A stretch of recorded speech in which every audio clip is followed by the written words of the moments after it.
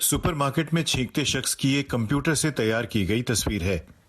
एक नई रिसर्च बताती है कि कोरोना वायरस कैसे हवा में फैलकर आसपास के लोगों को संक्रमित करता है। हालांकि इसकी पुष्टि अभी होनी है। रिसर्च करने वाले वैज्ञानिकों का कहना है कि इससे बचने के लिए व्यस्त जगहों पर न जाएं।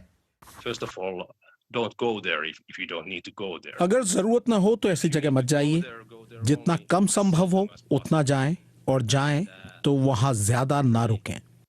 Stay there as short time as possible. अगर किसी व्यक्ति में बीमारी के लक्षण हैं, तो उन्हें सुपरमार्केट या ऐसी किसी जगह नहीं जाना चाहिए।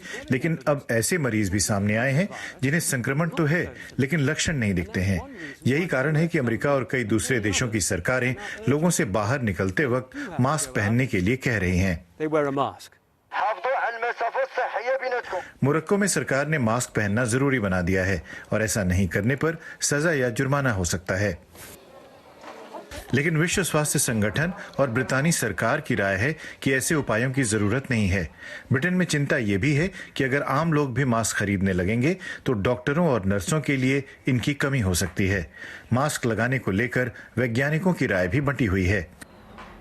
इस बीच तमाम देश मास्क पहनने पर जोर देने लगे हैं, यानी नजरिया तेजी से बदल रहा है।